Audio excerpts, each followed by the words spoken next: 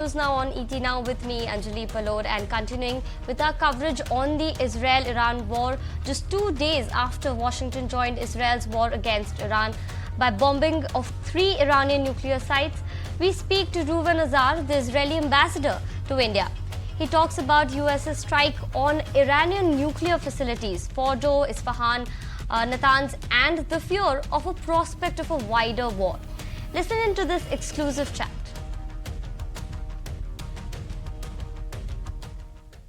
And speaking with ET Now, first things first, how do you respond to the criticism that's coming in on the recent strikes, even at the UNSC, that the United States has undertaken on Iran? Many are questioning if these strikes were necessary, and they suggested that perhaps a diplomatic solution would have been more feasible. Your take?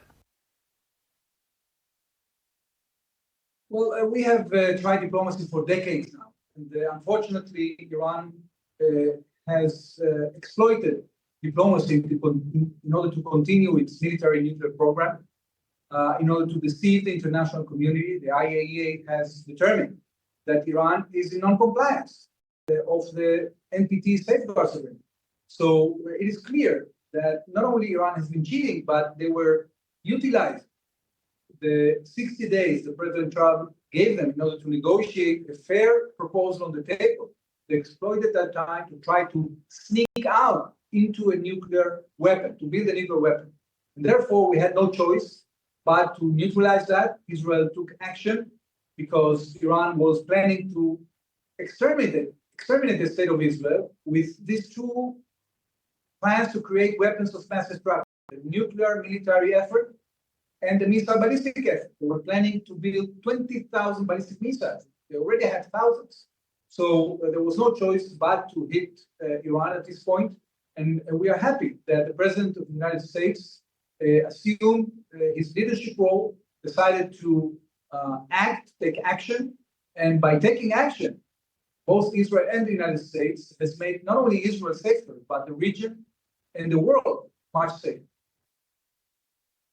Right, Ambassador, so President mentioned yesterday morning after these attacks happened that Israel and the United States did this together. So my question to you is, what role did the Israeli forces play in these strikes? Well, Israel, as you know, has been working for the last 10 days, has been striking multiple targets across Iran, targets that installations that were in which there were nuclear activities taking place, installations in which there were missile production facilities. We have taken action against launchers of ballistic missiles, against different installations where ballistic missiles were stored. There are multiple locations in which the Iranians have been conducting nuclear activity, whether it be the conversion facility in Isfahan, the centrifuge center in Natanz, and of course, a facility in Fordo that was taken out by the Americans, who are more equipped, much better equipped than Israel is to neutralize such deep underground installation. Or as you suggest that you're defending the world from a nuclear threat, but Iran, on the other hand, states that this is a gross violation of the UN Charter and it's a genocidal act that's been undertaken by the United States. And of course, a peaceful, that peaceful nuclear sites were attacked, which is under the supervision of the IAEA. So that's a stance from Iran. How do you respond to that? Well, as I said, the IAEA itself has determined that Iran is in non-compliance. So you cannot claim the right to conduct civilian, so-called peaceful activities when you are cheating, deceiving the world, and actually engaging in nuclear military activity. So, at the end of the day, when you have actions of aggression that are not only dangerous for Israel and the countries of the region, but for the world, when you are trying to amass the capability to destroy entire countries, you cannot claim that rules are being breached. On the contrary, you have to face the consequences of the malign actions you have done. This is exactly what Iran is facing. And what sort of a reaction are you expecting from Iran post this point, given that their leadership has stated that there will be an appropriate response, there will be retaliation, even as we do know that skirmishes continue and, of course, attacks continue from both the sides. So what are you expecting in terms of a possible retaliation from Iran, and are you ready for a protracted war? We are ready for any scenario. This is the way we have prepared ourselves to, following our decision to attack these facilities. Israel has been successful in significantly degrading the capabilities of Iran. We probably saw that at the beginning of our campaign, the Iranians were shooting more than 200 ballistic missiles per day. Now they cannot shoot more than a few dozen. And it means that Iran has a dwindling arsenal. And if it continues its attacks against Israel or other countries, it will face the consequences. Not only Israel has said that, and we are determined to follow through, but also the President of the United States has said that. So all these threats are not much more than empty words, but if they prove themselves to be not empty words, but actions, then Iran would suffer much more severe consequences. Having said that, Ambassador, do you expect Iran to give up its nuclear program completely? Because we did hear Defense Secretary Pete Hegseth say that they are being stonewalled by Iran and that essentially unconditional surrender, as Donald Trump stated, is what they're looking at. So do you anticipate that to happen? And what are your goals now? Well, unfortunately, Iran has refused to get back to the table with clean hands. Only 24 hours ago, the Iranian foreign minister was saying that Iran is not going to change its position.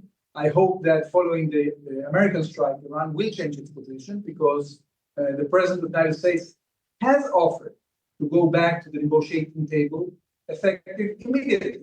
And I hope that Iran changes its position.